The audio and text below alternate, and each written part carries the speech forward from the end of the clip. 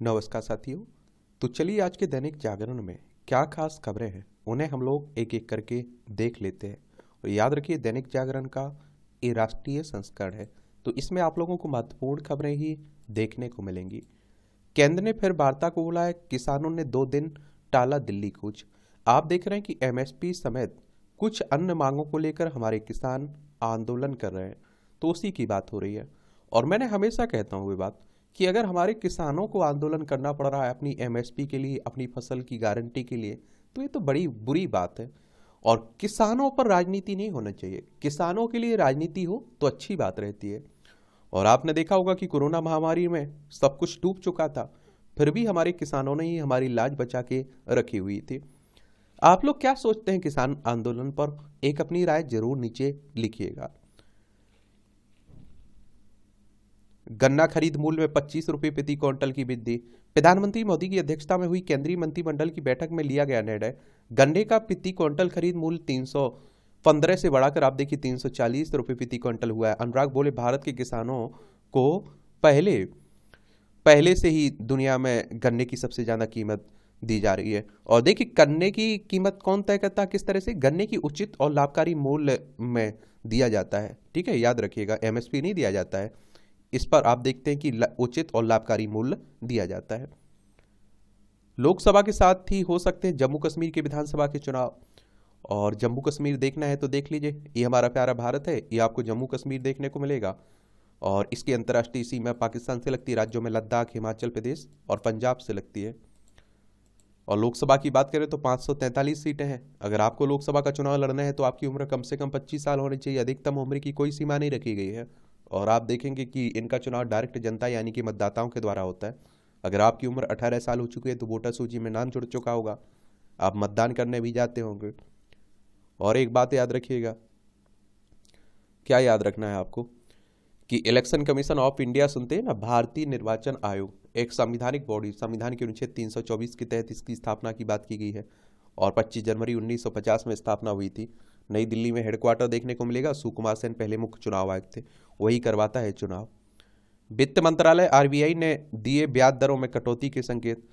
ये आप देखिए महंगाई का खतरा काफी हद तक कम हो चुका है। ऐसे में बाजार में ब्याज दरों के फिर से घटने को लेकर चर्चा होने लगी है। और एक दिन पहले वित्त मंत्रालय और आरबीआई की तरफ से आप देखिए जारी मासिक रिपोर्ट में परोक्ष तौर पर यह संकेत दिया गया कि निकट भविष्य में महंगाई की दर में और कमी होने की संभावना की वजह से ब्याज दरें भी नरम हो सकती हैं। आप देखिए आरबीआई यानी कि रिजर्व बैंक ऑफ इंडिया की बात कर रहा हूँ, बैंकों का बैंक भी आप लोग कहते हैं।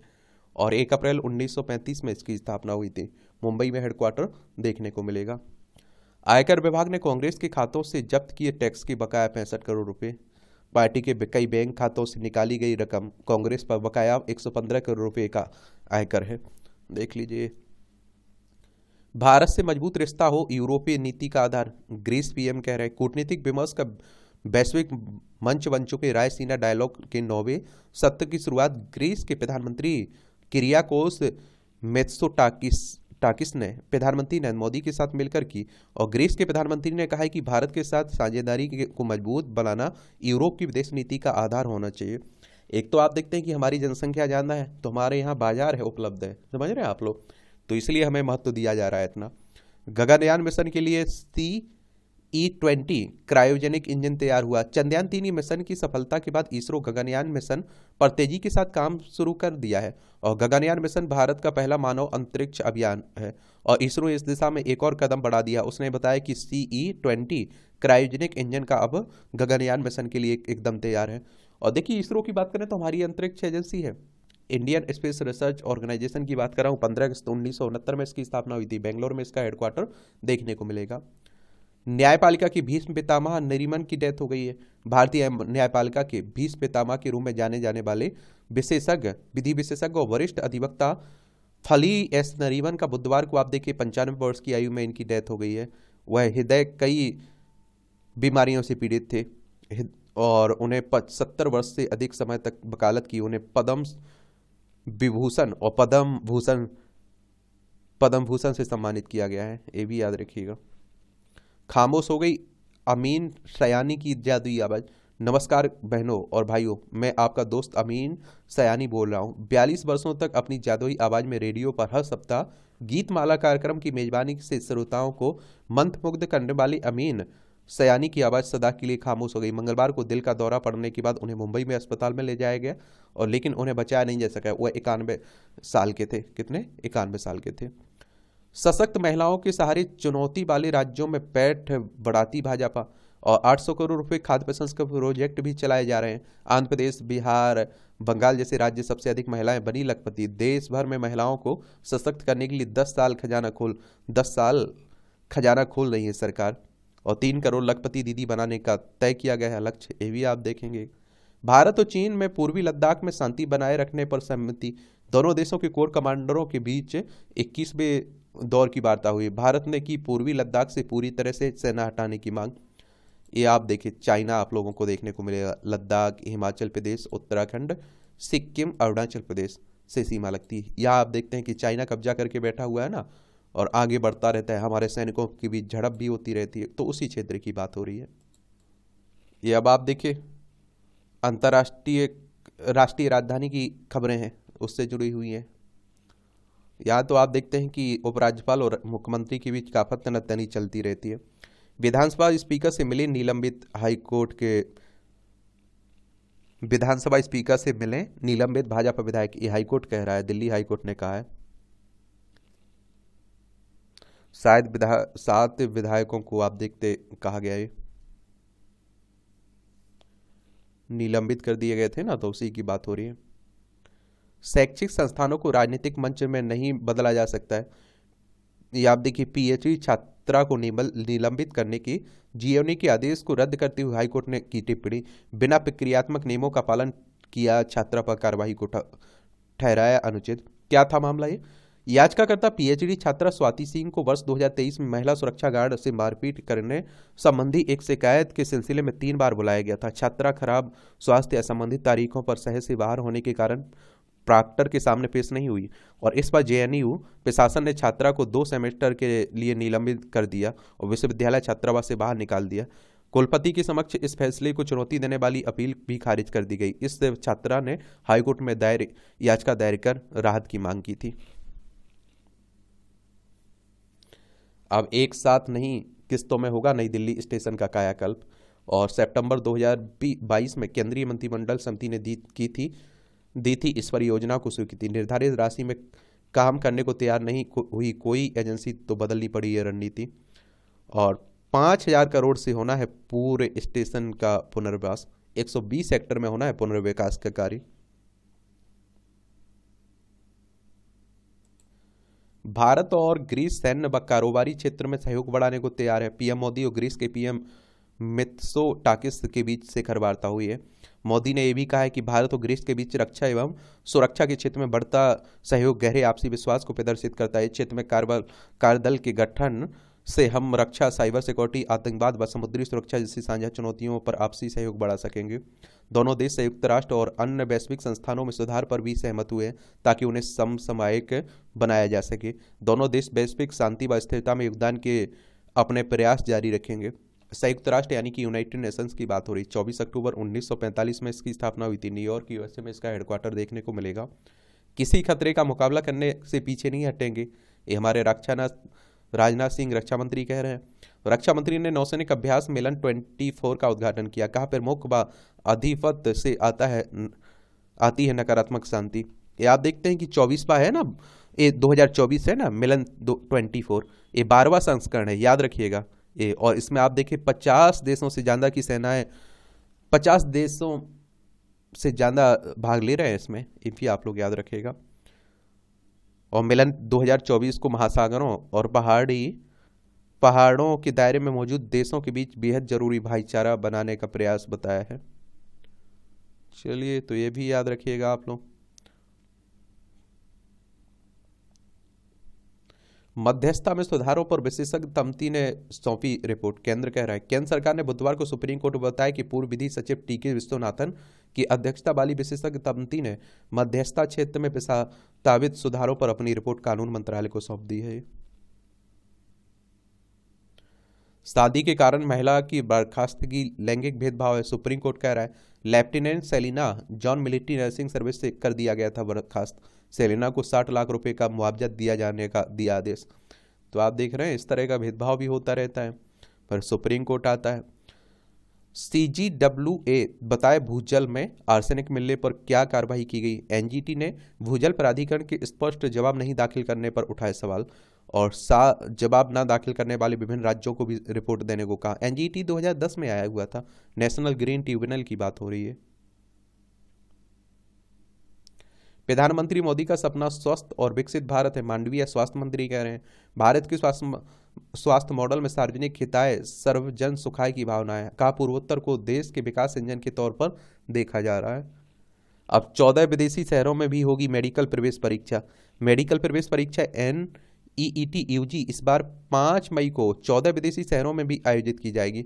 NTA ने नीट UG परीक्षा केंद्रों के लिए विदेशी शहरों की भी सूची तैयार की है इसमें, और इस घोषणा में NTA ने बुधवार को की है। और इससे पहले NTA ने पूरे भारत में कुल 554 केंद्रों की घोषणा की थी और परीक्षा देने के लिए विदेशी शहरों में कोई परीक्षा केंद्र आवंटित नहीं किया गया था, लेकिन राष्ट्रीय परीक्षण एजेंसी के उम्मीदवारों ने से लगातार अनुरोध मिलने में और जिसके बाद कदम उठाया गया है।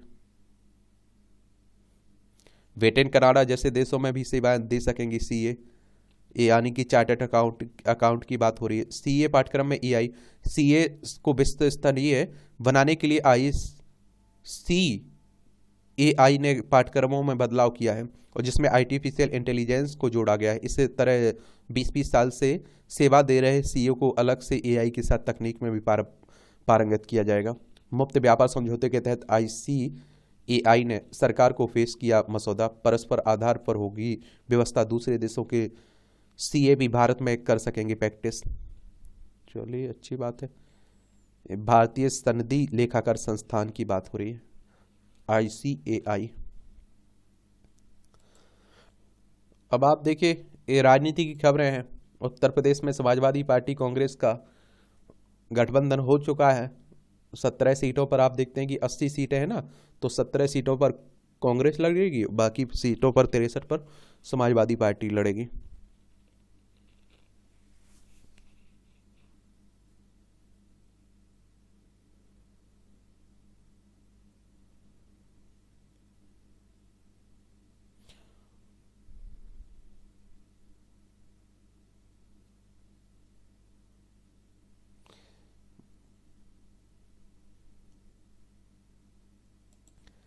PM मोदी आज सूरत में राष्ट्र को समर्पित करेंगे 2 स्वदेशी परमाणु ऊर्जा संयंत्र।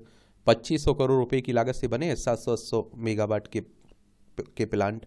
और वाराणसी में कल 13,000 करोड़ के कार्यों का शिलान्यास भी करेंगे लोकार्पण प्रधानमंत्री साहब। PM 26 फरवरी को 550 अमृत भारत स्टेशनों की रखेंगे एक आधारशिला भी।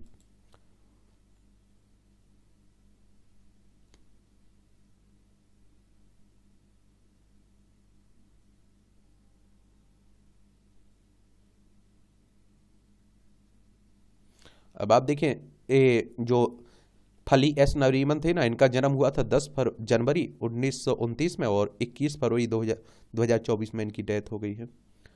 और जो आप देखते हैं कि अमीन सयानी थे, 21 दिसंबर 1932 में इनका जन्म हुआ था, 21 फरवरी 2024 को इनकी डेथ हो गई है।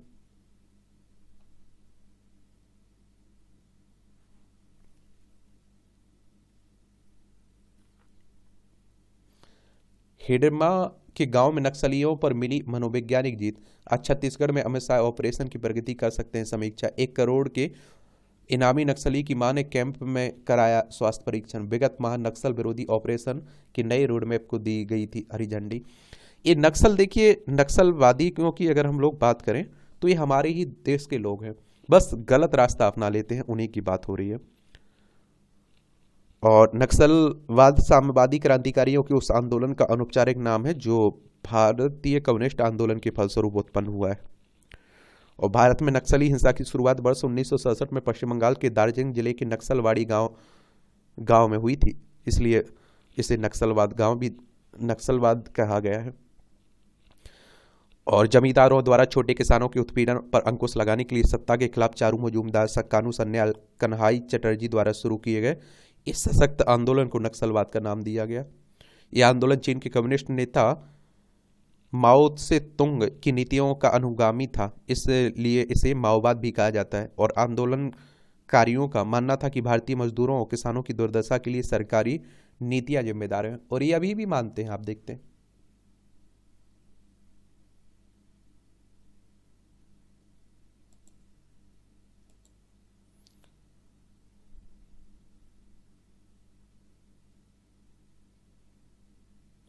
राष्ट्रीय मानव अधिकार आयोग की टीम जांच करने पहुंची संदेश खाली। ये आपने देखा है कि संदेश खाली में महिलाओं के साथ जो यौन उत्पीड़न की बात हो रही है, हिंसा की बात हो रही है, उसी को लेकर आप देखते हैं कि ये बातें हो रही हैं। और ये आपको वेस्ट बंगाल में देखने को मिलेगा। ये आप देखिए हमारा प्यारा भारत है, इसमें आप देखिए पश्चिम बंगाल है, कोलकाता इसकी राजधानी है, और इसकी सीमा उड़ीसा, झारखंड, बिहार, सिक्किम और असम से लगती है। अंतर्राष्ट्रीय सीमा नेपाल, भूटान, बांग्लादेश से लगती है। विधानसभा में आप देखेंगे 294 सीटें हैं, राज्यसभा में 16 सीटें हैं, लोकसभा में 42 सीटें हैं, 88,752 वर्ग किलोमीटर में फैला हुआ है। और ममता बनर्जी यहाँ की चीफ मिनिस्टर है, महिला मुख्यमंत्री है। उसके बाद अगर महिलाओं के साथ इस तरह का भेदभाव होता है तो एक बड़ी नकारात्मक बात है। और CB आनंद बोस यहाँ के राज्यपाल हैं। अगर मानव अधिकार आयोग की बात करें तो इस तरह की संस्थाओं के बारे में एक सामान्य जानकारी जरूर रखा करिएगा। आप लोगों से मैं हमेशा कह रहा हूँ। मानव अधिकार आयोग, राष्ट्रीय मानव अधिकार आयोग की बात कर रहा हूं मैं। इसकी स्थापना 12 अक्टूबर 1993 में हुई थी। इसकी स्थापना मानव अधिकार संरक्षण अधिनियम 1993 के अंतर्गत गई थी, और नई दिल्ली में इसका हेडक्वार्टर आपको देखने को मिल जाएगा।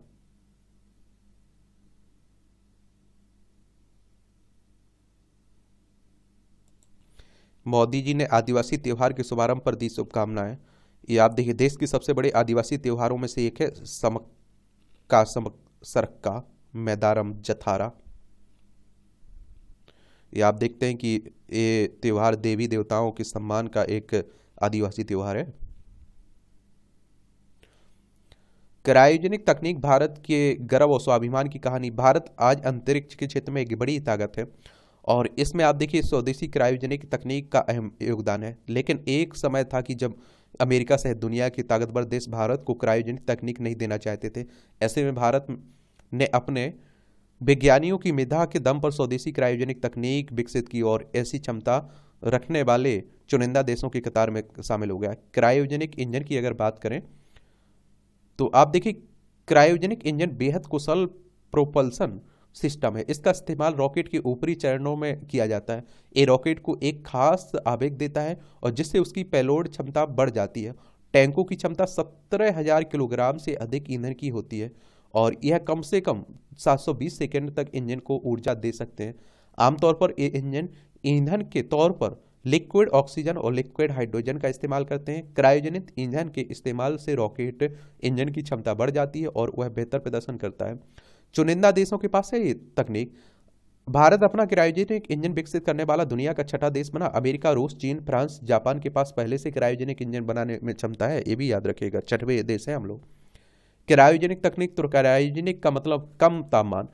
क्रायोजेनिक इंजन ऑक्सीडाइजर के तौर पर लिक्विड ऑक्सीजन का और ईंधन के तौर पर लिक्विड हाइड्रोजन का इस्तेमाल करते हैं। ऑक्सीजन को 183 डिग्री सेल्सियस से नीचे लिक्विड के रूप में रखा जाता है माइनस, और जबकि हाइड्रोजन को लिक्विड के रूप में रखने के लिए तापमान -253 से नीचे होना चाहिए। लिक्विड ऑक्सीजन बेहद तेजी से प्रतिक्रिया करती है और बहुत तेजी से जलती है। ऐसे में इसका इस्तेमाल भारी पेलोड ले जाने के लिए ईंधन के तौर पर किया जा सकता है।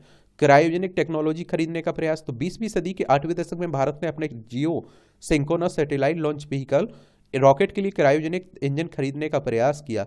सौदा पक्का हुआ। तत्कालीन सोवियत संघ की अंतरिक्ष एजेंसी रोस्को स्मोस की व्यावसायिक शाखा गिलेओ को स्मोस के साथ, हालांकि अमेरिका ने मिसाइल टेक्नोलॉजी कंट्रोल रिजीम के उल्लंघन की चिंताओं का हवाला देते हुए सौदे का विरोध किया था।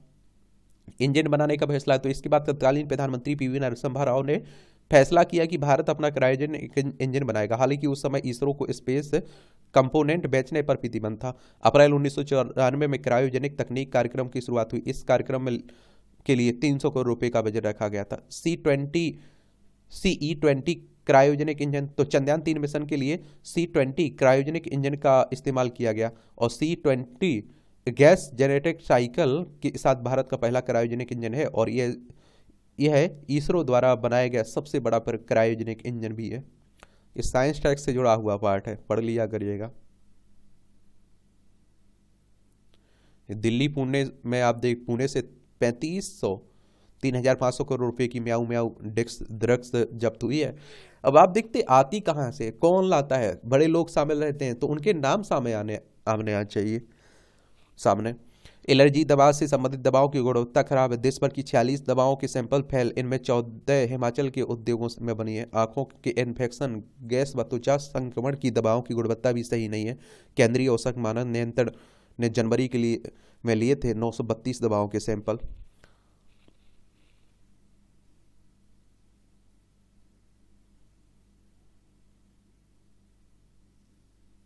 भारतीय मोबाइल फोन ब्रांड विकसित करने पर काम कर रही है भारत सरकार, हमारे मंत्री अश्विनी वैष्णव साहब कह रहे हैं।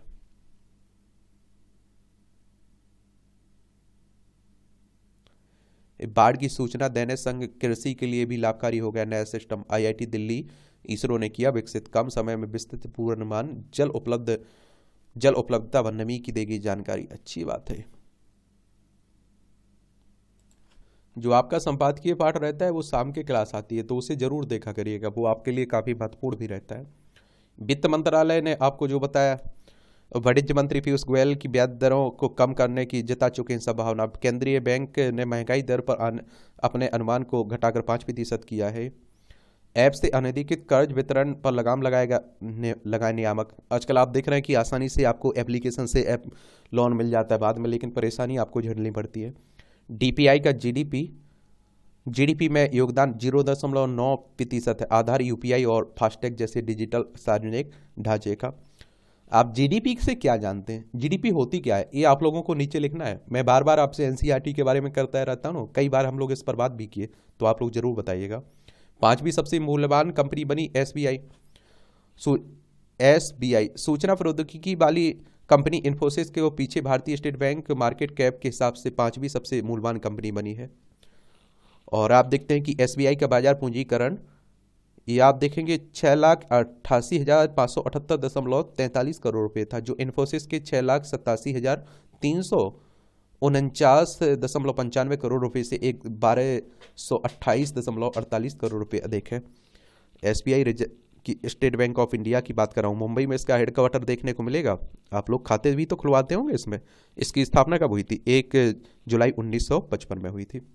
दिसंबर तिमाही में आर्थिक विकास दर 6% रहने का अनुमान एक का रेटिंग एजेंसी लगा रही।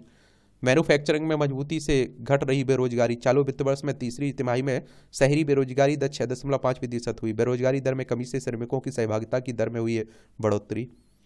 और एमएसएमई से मिलने वाले रोजगार में 5 गुना की वृद्धि हुई है। इस वर्ष 9.50% बढ़ेगा कर्मियों का वेतन। 10% बढ़ोतरी के लिए निर्यात पर ध्यान देने की जरूरत है, 16 वित्त आयोग के चेयरमैन अरविंद पानगड़िया कह रहे हैं। और आप लोगों को एक और बात बता दूं, जो आप लोग देखते हैं ना वित्त आयोग, आर्टिकल 280 को पढ़िए आप लोग। किसे? आर्टिकल 280 को पढ़िए। वित्त आयोग की स्थापना की बात की गई है। भारत को हर साल 9% वृद्धि की जरूरत है। वेटेन कनाडा के सीईओ को दी जा सकती है प्रैक्टिस की अनुमति, चार्टर्ड अकाउंट को। साइबर ठगी के लिए खरीदे 45,000 सिम, दिल्ली से गिरफ्तार हुआ है। मैं आप लोगों से कह रहा हूं ना कि आजकल काफी साइबर ठगी भी हो रही, तो थोड़ा जागरूक रहा करिए। लालच जहां पनपी मतलब कुछ तो घपला है, फ्री का कोई कुछ नहीं देने वाला है, याद रखा करिएगा इस बात को। रूसी तेल से बने 6.65 अरब डॉलर के पेट्रोलियम उत्पाद निर्यात किए गए। G7 देशों को भारत की तरफ से निर्यात किए गए। आरटीआई में सूचना न देने पर मिला दंड, निराश्रित बच्चों को कराएंगे भोजन। आयोग के निर्देश पर पुलिस ने आरोपित से करवाया और बिजली बिल 2.24 लाख से कम करके 3,998 रुपये किया। राइट टू इन्फॉर्मेशन की बात हो रही है, आप लोग भी इसका उपयोग कर सकते हैं। जल्द शुरू होगी जीपीएस आधारित टोल संग्रह प्रणाली, आप देखेंगे, अच्छी बात रहेगी। आगरा में जामा मस्जिद मेट्रो स्टेशन का नाम मन कामेश्वर किया गया है। नाम बदलने की परंपरा तो चलती रहती है ना। ये अंतर्राष्ट्रीय खबरें देख लीजिए आप लोग, गाजा इजराइल में चल ही रहा है, अंतर्राष्ट्रीय स्तर पर भी काफ़ी उठापटक चल रही है। अंतर्राष्ट्रीय कोर्ट को इजराइल की सुरक्षा पर विचार की जरूरत है, अमेरिका कह रहा है। और अंतर्राष्ट्रीय कोर्ट के बारे में हम लोगों ने बात की थी, इसमें इसकी स्थापना कब हुई ये आप लोग बताइएगा, इसका हेडक्वार्टर कहाँ है?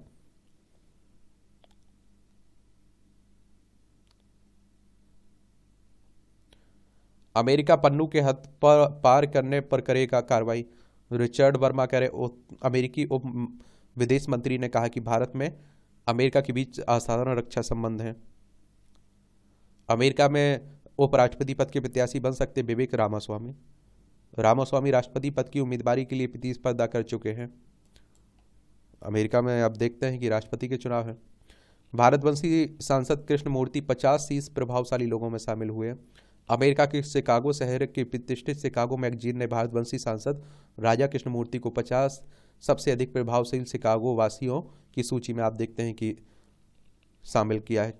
सूची में 24वां स्थान पाने वाले कृष्णमूर्ति सर्वोच्च स्थान पाने वाले पहले दक्षिण एशियाई बन गए हैं। वह 2026 में अमेरिकी संसद की चुनाव लड़ने की तैयारी कर रहे हैं। अमेरिका की एनजीओ भारत में स्थापित करेगी डिजिटल लाइब्रेरी।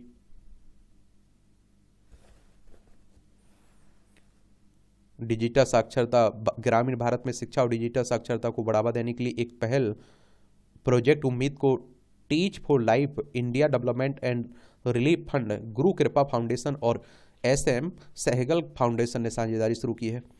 संयुक्त विज्ञान प्रौद्योगिकी परियोजनाओं पर विचार कर रहा है भारत अमेरिका।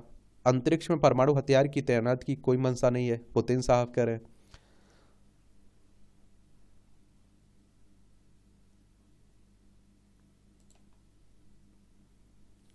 भारतीयों को पसंद आ रही अमेरिकी सेबों का स्वाद, आयात 16 गुना बढ़ा। 20% प्रतिशोधात्मक शुल्क हटाए जाने से अमेरिका सेब उत्पादक खुश हैं। PM मोदी ने अमेरिका की यात्रा के दौरान शुल्क घटाने की घोषणा की थी।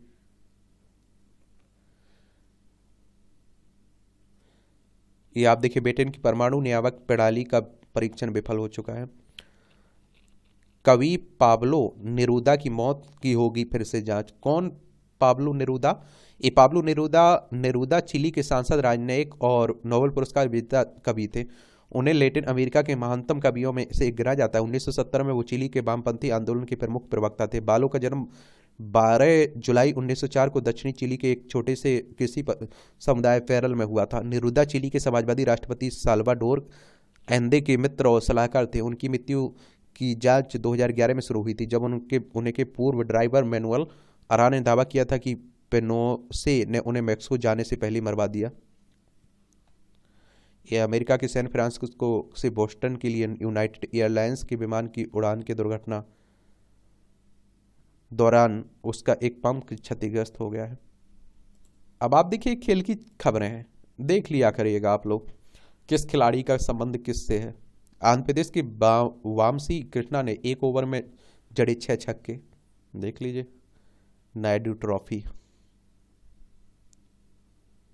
ICC टेस्ट रैंकिंग में शीर्ष 20 में पहुंची यशस्वी जायसवाल। चलिए ICC की बात कर लीजिएगा।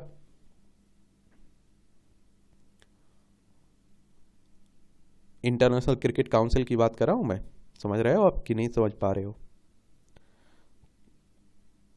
दुबई में हेडक्वार्टर इसका देखने को मिलेगा।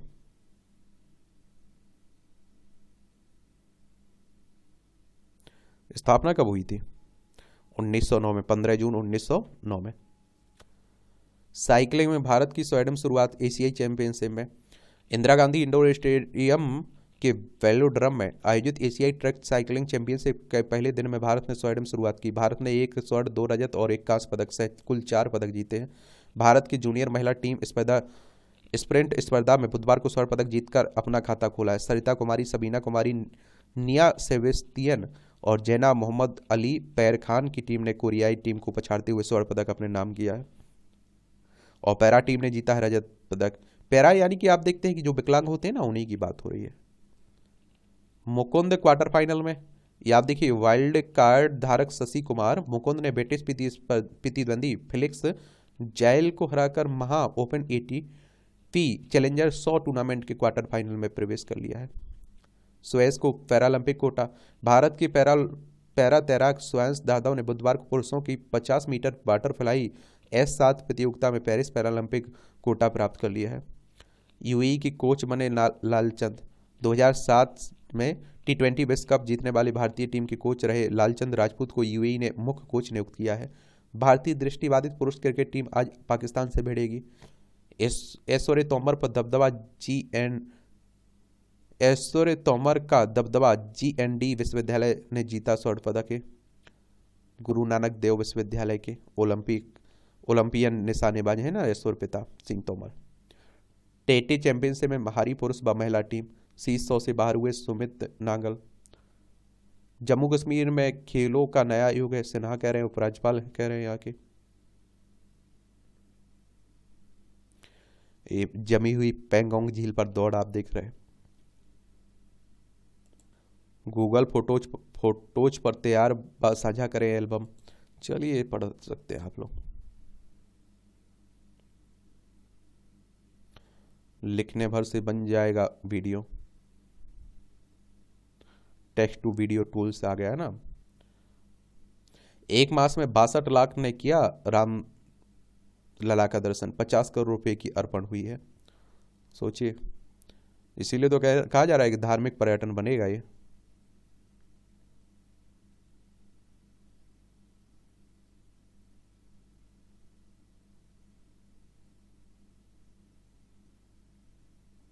भावनों में दरार पड़ने से हल्दा पानी में भूस्खलन क्षेत्र का उपचार रोका गया है। देखिए उत्तराखंड में।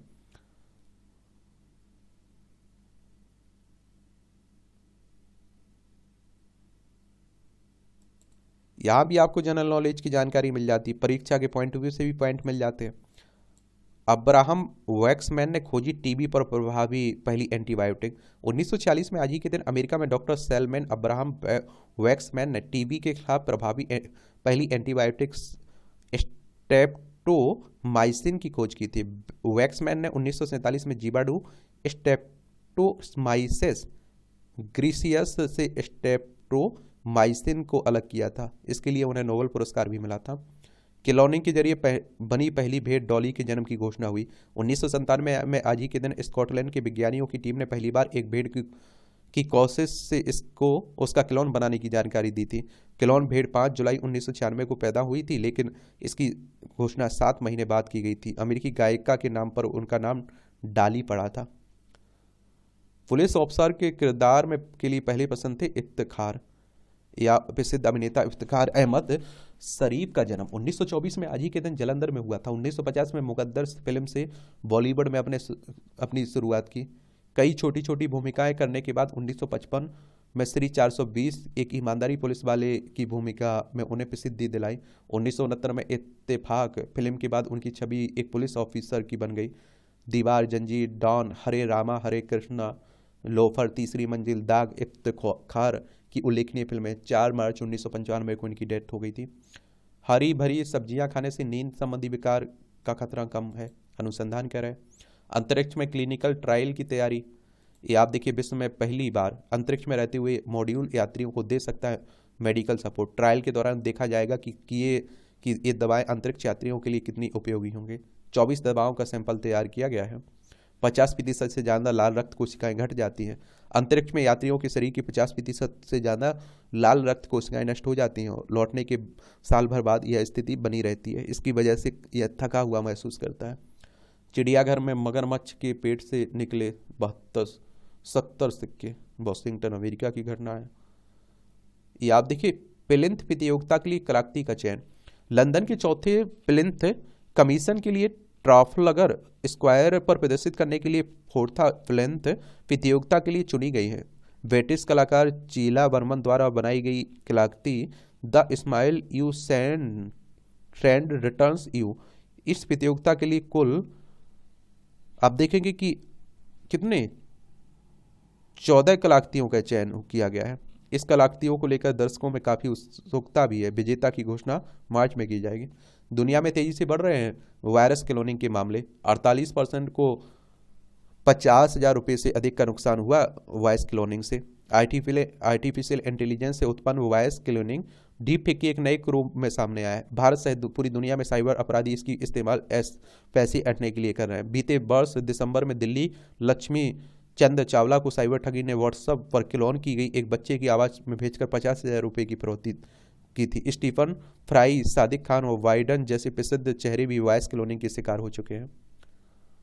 यार क्या है वॉइस क्लोनिंग?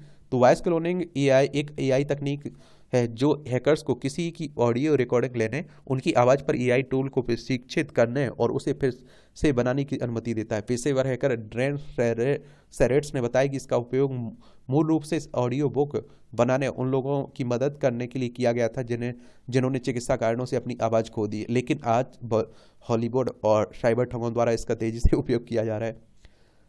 केवल 5 मिनट का क्लिप पर्याप्त वॉइस क्लोनिंग के लिए।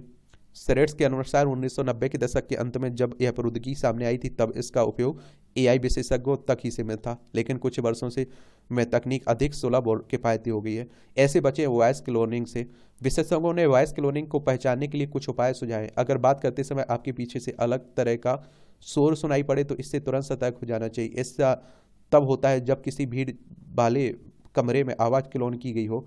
हालांकि तकनीक के विकसित होने के साथ इन संकेतों को पहचानना मुश्किल हो जाता है। ऐसे में इस तकनीक के प्रति जागरूकता की ही आपको बचा सकती है। ऐसे कॉल जिससे आपको तुरंत पैसों की मांग की है जा रही उसे गंभीरता से लें और कॉल करने वाले से ऐसे सवाल पूछें जिसका जवाब कोई वास्तविक व्यक्ति ही दे पाए।